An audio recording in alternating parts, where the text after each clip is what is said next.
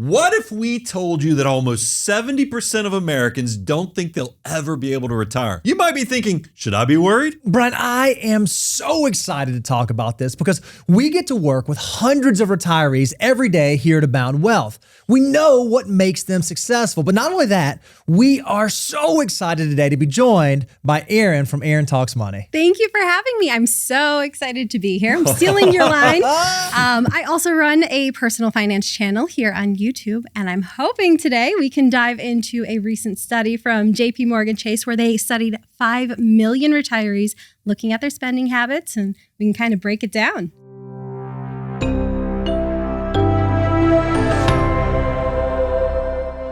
All right, but first we have to level set because this is not a generational issue. A lot of folks think that it's Gen Z or millennials that are worried about retirement, but we know that right now, 1 in 4 adults over 50 do not expect to ever be able to retire. So this is a widespread issue right now. Well, I think if you actually got in the numbers, 55% of Gen X, that's my generation, they don't think they'll be able to retire. 1 in 3 millennials say that they're not confident in their ability.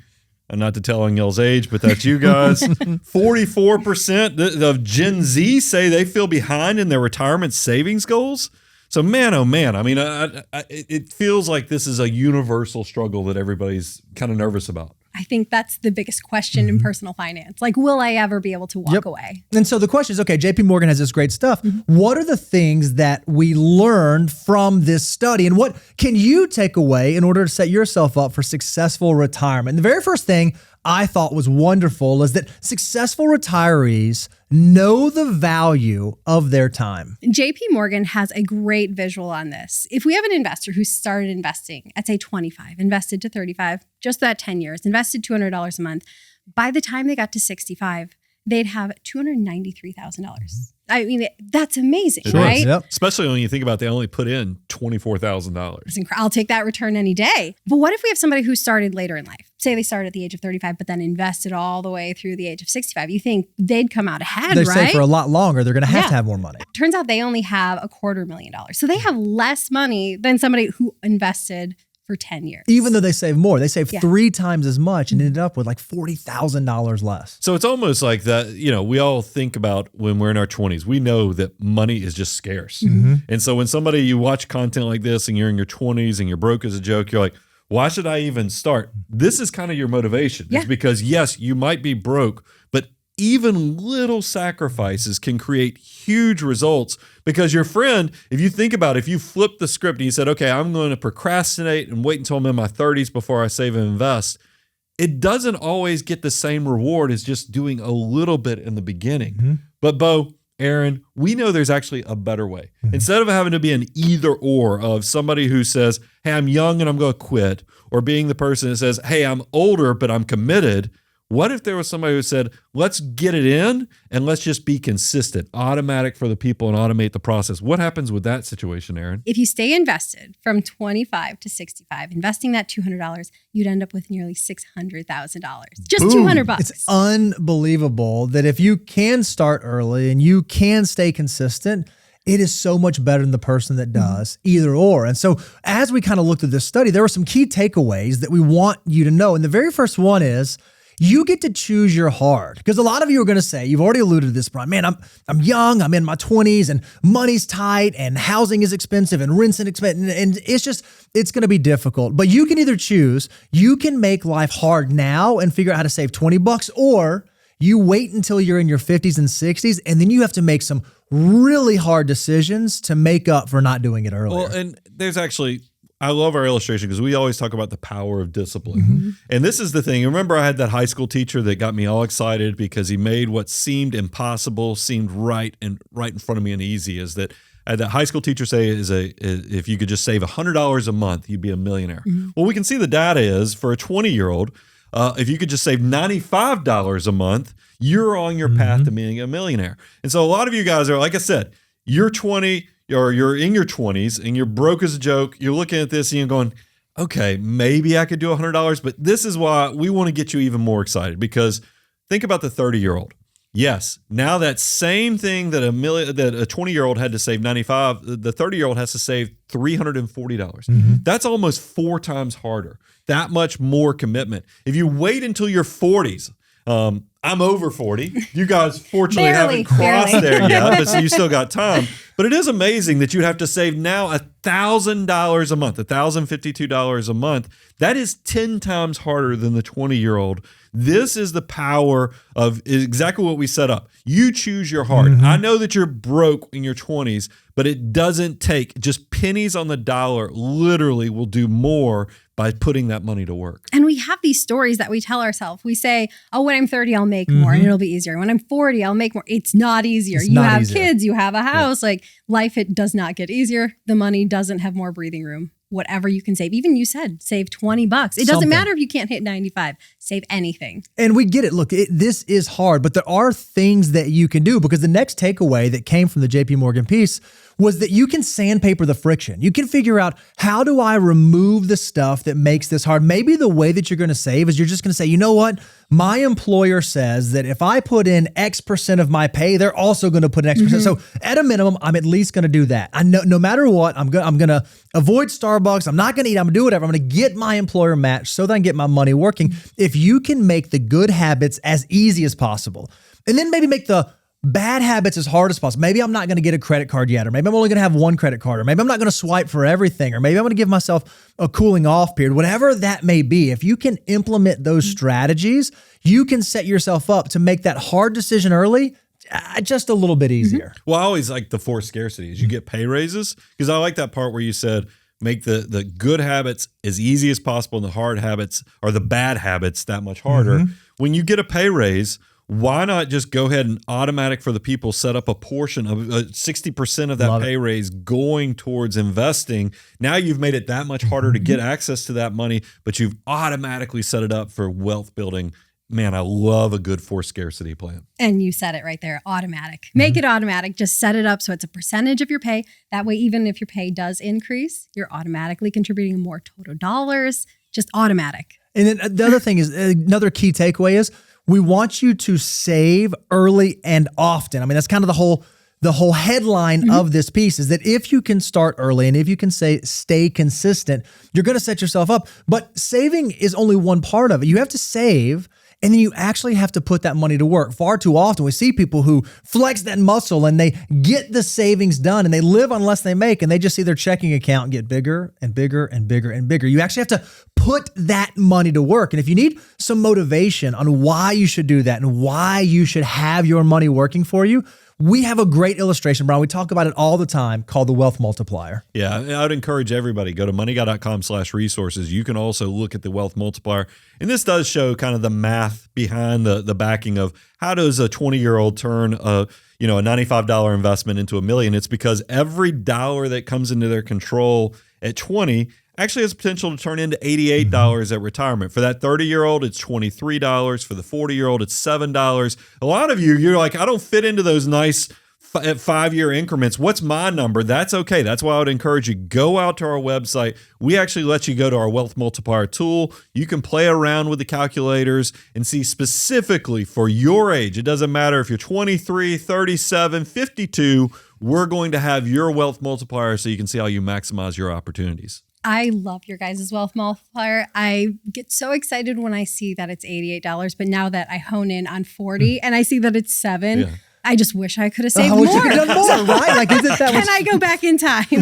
we say this all the time. The absolute best time to start investing was yesterday. So absent that, the second best time to start investing is right now today. So if you can figure that out and you can start early, you can set yourself up for success. Now, the second takeaway that successful retirees realize is not only do they recognize the value of their time, they also recognize that consistency is key. JP Morgan has a wonderful case study on this. If we look at the returns of the S&P 500 for the 20-year period going from 2005 to 2024, if you just stayed invested, if you had $10,000 from this period, you would have had an annualized rate of return of over 10%. Unbelievable. Can you imagine that $10,000 turned into close to $72,000? That's wild. Returns I would take any day of the week. Absolutely.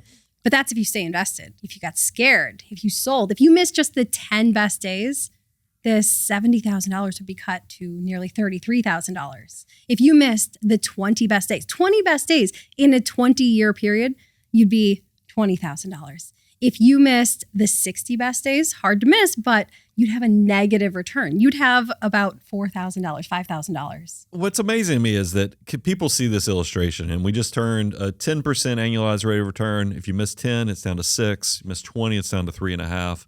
Miss 30 a month of that period, it's down to 1%, basically less than cash. Is that I always see trolls crawl out from underneath the bridge, and they go, I've seen this illustration before. We all talk about missing the best days.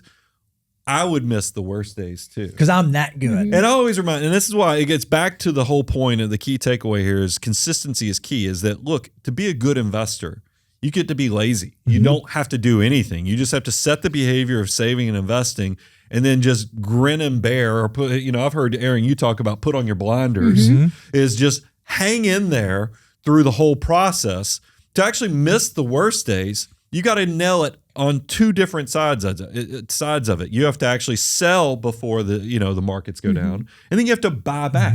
Now, Aaron, I've seen some in this data, and there's something about that these things are all interconnected, so you really couldn't time those worst days, could you? The best days and the worst days are usually within a week or two of each other. So trying to get in and out is just, it's a fool's game. We all have day jobs. We're not That's doing not that. what we're going to do with our full time. So the question becomes, okay, well, what do we do with this? What is the key takeaway? And one of the things we like to say around here is we don't want you to squeeze the sponge before it's fully soaked in. Far too often we see people say, okay, I understand. I'm going to start investing. I'm going to get my money working for me. But a year goes by, 2 years, 3 years. They think, man, I'm not a millionaire yet. Like I've saved most of the money in my account is what I've saved. Or maybe there was a downturn and actually less than I put in, and they end up bailing out far too early. But we know that if you can give it time and you can let the money stay in, you can let compounding interest take hold, it turns into something amazing, but you have to give it time to get there. You have to actually let your money start working for you. What I always worry about is the quit.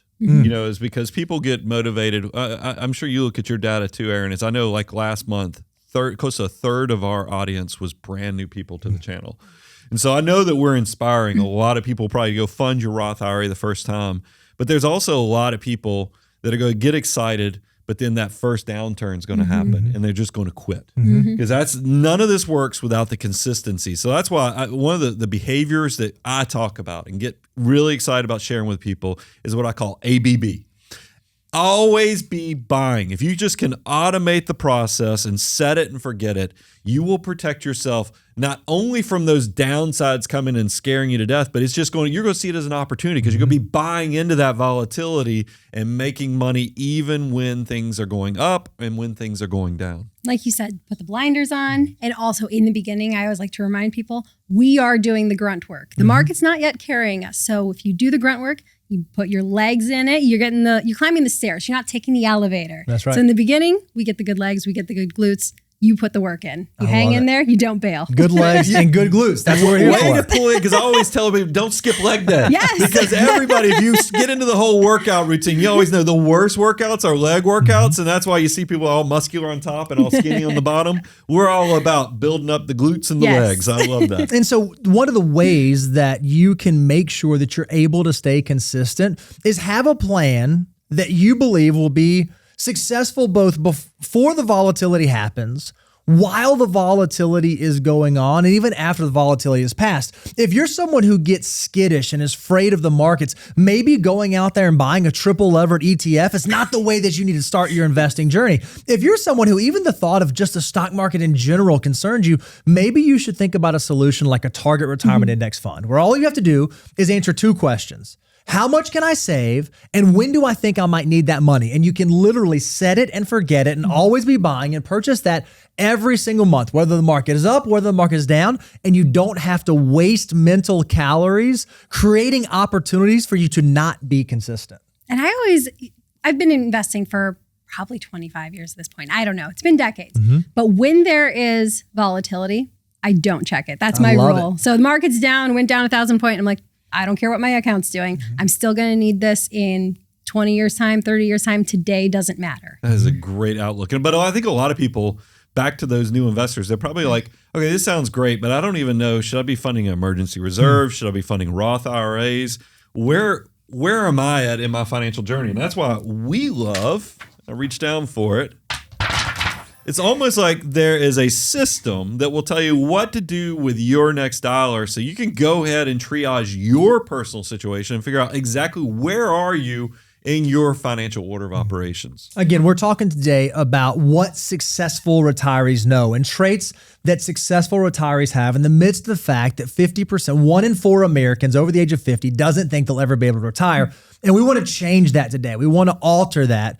And so another thing that successful retirees know is they have a very clear understanding of what is in their control. I mean, we all know in this world there are unknown unknowns, but there are very much some known knowns, and there's some things we can control. And successful retirees understand the differences in those and how to focus on the ones that they can actually impact. And I feel like so much of it comes down to knowing and focusing on the things you can control. Because if you start focusing on the things that are outside of your control, you just get kind of panicked for no reason. That's right. And you're kind of lost. JP Morgan kind of broke it down to looking at the things we can control, things we can kind of control, things we can't control. And what's most within our control is how much we spend, how much we save, and where we put these dollars. I love that they want you to focus on that. They don't, because what you did not hear in there is market returns. I can control what the stock market does, or maybe tax benefits and tax policy. Well, I can't control if I pay this much in capital gains rates or that much in capital gains rates. And those are the things that make headlines. And right, exactly. The things that the financial media want you to clue into are not actually the things that you can control, but it gets none of the press, and it probably matters way more than all the other stuff. Yeah, I think there's an in-between as well. You know, the anxiety stuff, of course, like the market returns, tax policy. Try to, as Aaron said, put on your blinders on those things. But I really do want everybody to lean into, what do you save versus spend? What is your asset allocation? And then, you know, in the long term, you also do have limited control on, hey, can you go earn more money? Sure. You know, can you make your shovel a little bit bigger? And then also making sure that the longevity, starts saving and investing as early as possible, so that army of dollar bills has that much compounding growth working for it in the background. So when you think about like setting yourself up for a successful retirement, we want you to tighten the bolts of your financial plan before you start blaming the wind, right? Don't focus on the external factors that could potentially impact the stuff if you've not already done the hard work of focusing on the things that you can control. Because at the end of the day, your behavior is most likely the biggest difference maker in your financial outcome, not the extenuating circumstances outside of the things you get to choose. And I think your behavior gives you the confidence. If you have a solid plan, you're like, these are the things I've done. This is my checklist. This is what I focus on. You know you're good. If you're like, oh, this is how the market's performing, this is how Congress is passing new tax changes, you always feel out of control. That's right. Well, and I love, you know, once again, all those new people coming in, you're probably looking at this and you're hearing the content and you're like, well, how much should I be saving? And here's the good news. Go to moneyguy.com/resources. We have a great illustration on how much you should save. So you cross-reference what's your age versus your in the intersection with your savings rate. And you'll very quickly see, if you figure out this content in your 20s, your money goes a long way. You'll more than likely replace more than 100% of even your working income in retirement if you really hit the ground running. But don't worry. This is why we can saving 25% of your gross income in your 30s all the way up to your 40 years of age. You're probably going to be okay. Now, if you discover this, we're an open tent, big umbrella here. If you're somebody who discovers this and you're in your 40s or 50s, it doesn't mean your opportunities passed you by. It just means you might need to save a little bit more. So go use this resource to kind of figure out where you are and spot check yourself. These resources are so good. I've used them for years. So yes, tell everyone to go download them. I love it. And I'll give Bo credit.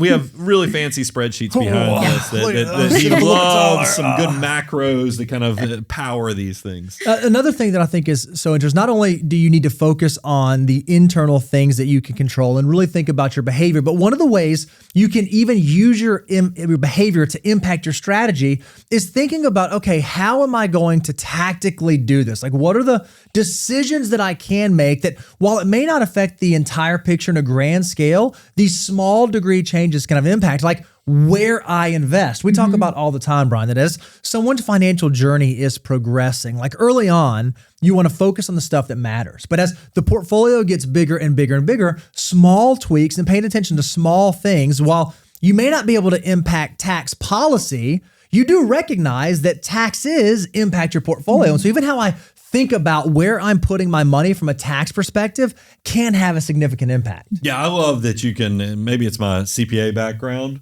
but I love that you can legally manipulate how you structure your accounts. And that's why we're always talking about the 3 bucket strategy. For somebody who's brand new to this, look, a lot of you are going to get into your 401k, and yes, you might be funding your Roth portion, but your employer historically has been in that pre-tax. So you'll have your pre-tax buckets, which are going to be taxed at ordinary income when they come out. So that's why we typically see in a portfolio retirement type assets like bonds and things that are going to be taxed at ordinary income. We load up in those accounts. Tax free. This is your Roth accounts.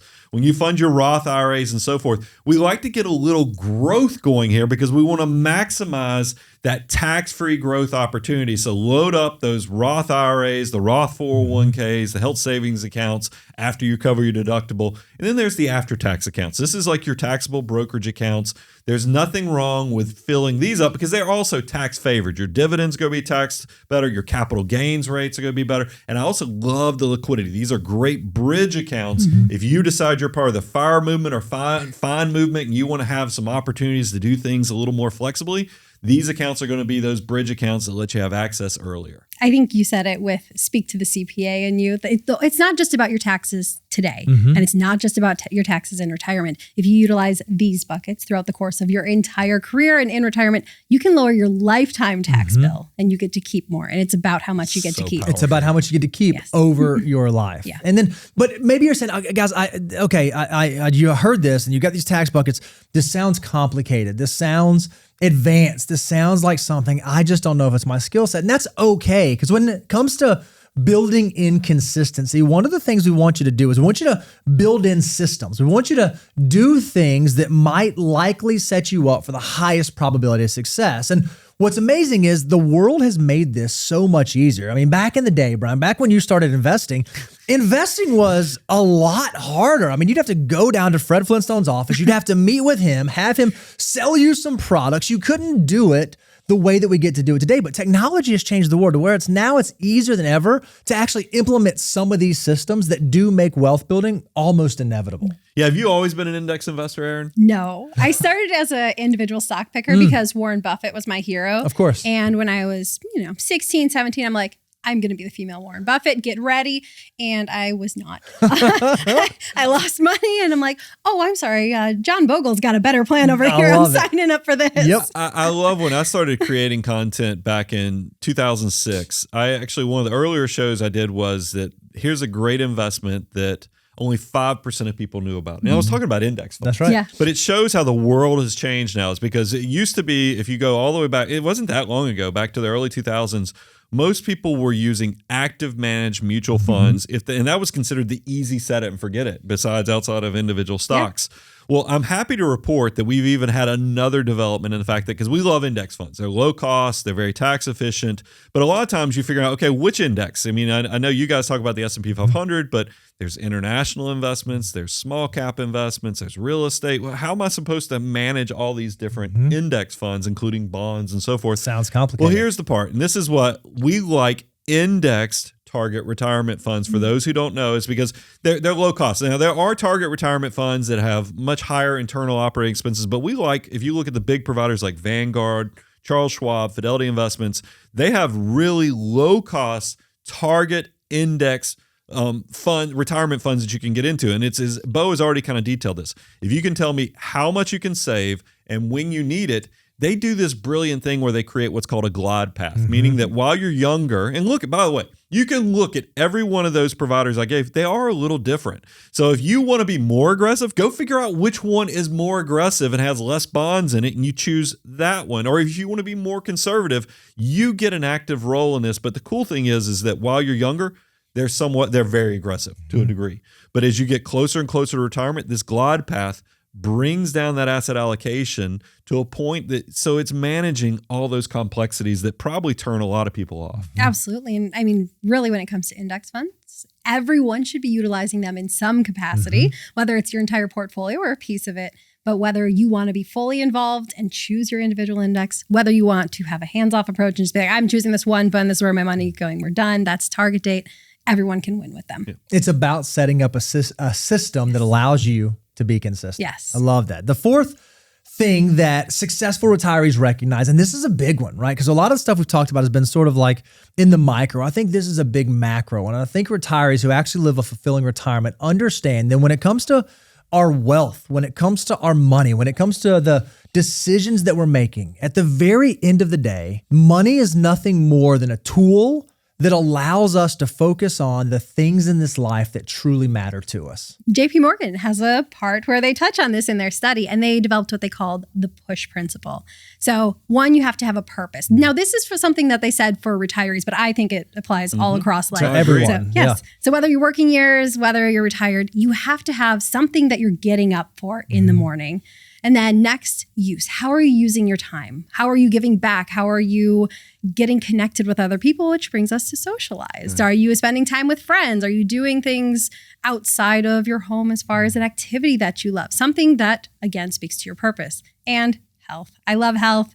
I think, Bo, we have that in common. We've had some conversations off camera. But I mean, man, if you don't have your health, I mean, it doesn't matter how much you have in the bank account.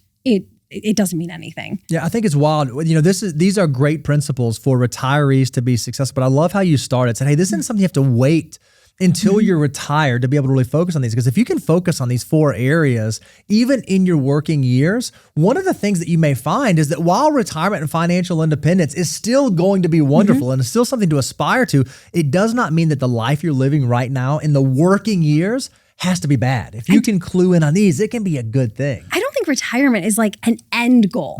I just think it's another phase. It's the transition. Yeah. And it's not like, oh, I'm going to restrict myself today to one day be able to take a vacation or one day be able to do these things. You should do these things throughout your course of your entire life. I liked this push principle because, by the way, this is an echo. There's nothing new under the sun. I've read enough content.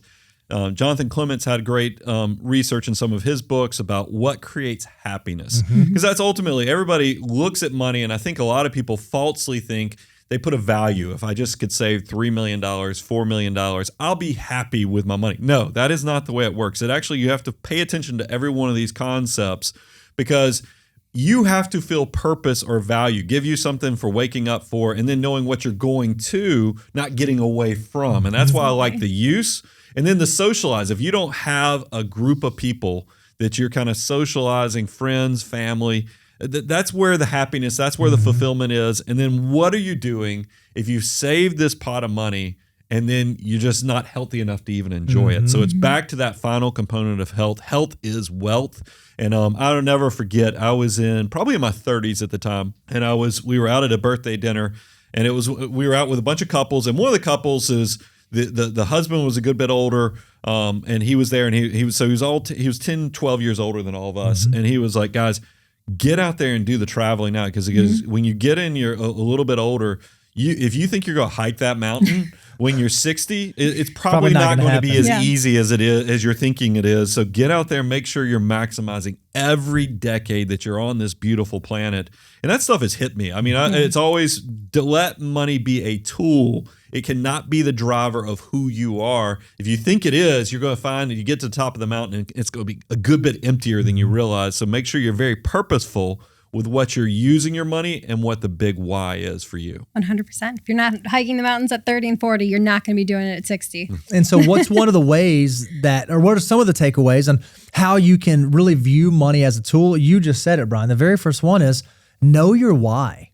Understand who you are and what you value. When it comes to retiring, if you hate warm weather, really don't like sand, and don't like to be in the water, don't assume you need to go buy the beach condo just because that's what the neighbors did or that's what someone in your social group did. Make sure that you understand the financial decisions that you're making, both during your working years and even your retirement years, reflect the things that actually matter to you, not the things that you believe other people are going to perceive as you being successful. Throw the blinders on.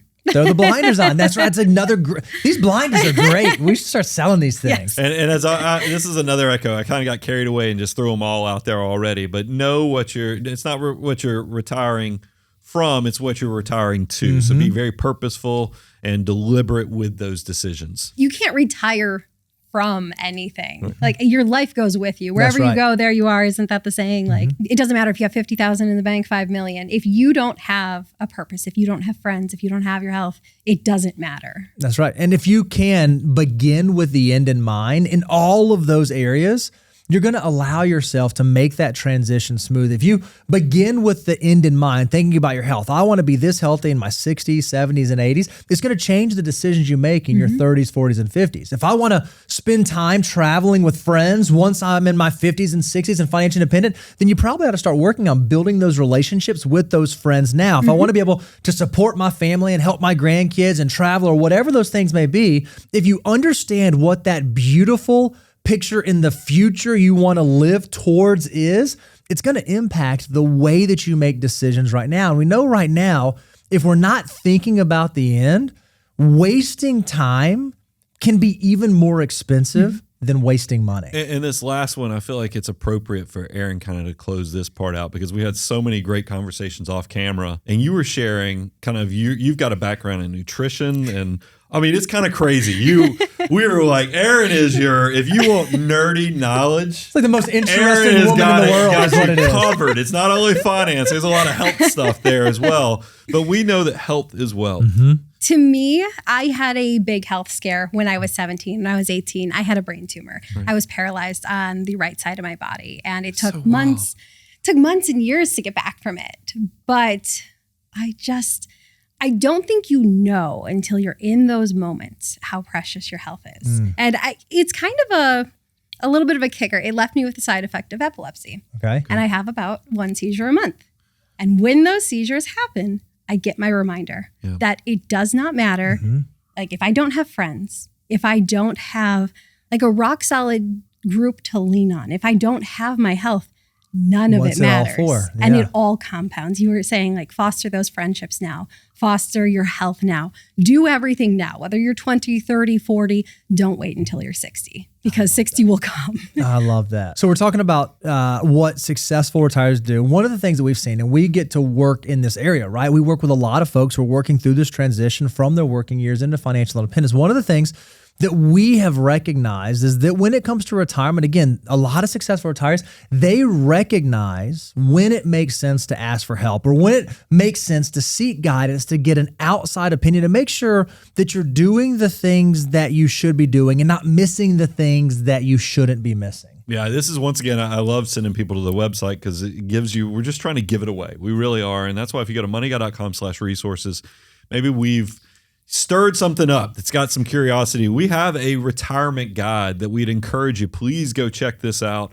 It will let you kind of cross-reference a lot of the things we covered today with Aaron, so you can figure out how does this all relate to me and where am I at in this entire process. You guys are just the king of resources. I've been listening for years, and your resources just get better and better, and you give it away for free. So check it out. I love it. Now, we believe that there is a better way to do money. It's why we talk so much, Brian, about the abundance cycle, because what we want is we want you to come learn all these concepts we're sharing. We want you to use the free resources. We want you to be able to apply them to your life and actually be able to use these things so that you can start doing money, so that hopefully one day you reach a level of success where you say, now it's time to fulfill the abundance cycle. Man, that is a great setup for a portion of our website where we actually have where you can learn how you can become a client, because we do give away so much free advice, and really there's no ask on that because we're counting on that abundance cycle. You will have complexity show up. That's just a natural part of success.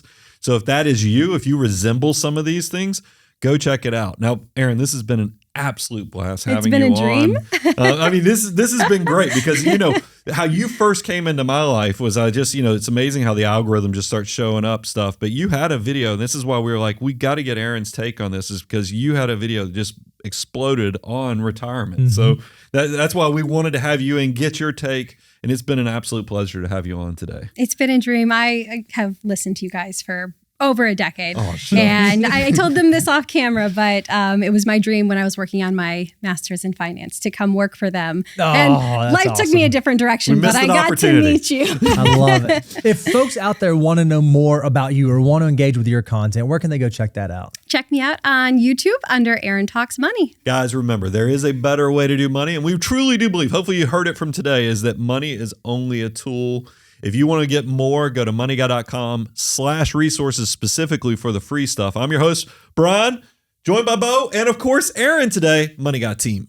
out. The Money Guy Show is hosted by Brian Preston and Bo Hansen. Brian and Bo are partners with Abound Wealth Management. Abound Wealth Management is a registered investment advisory firm regulated by the Securities and Exchange Commission in accordance and compliance with the securities laws and regulations. Abound Wealth Management does not render or offer to render personalized investment or tax advice through The Money Guy Show. The information provided is for informational purposes only, may not be suitable for all investors, and does not constitute financial, tax, investment, or legal advice. All investments involve a degree of risk, including the risk of loss.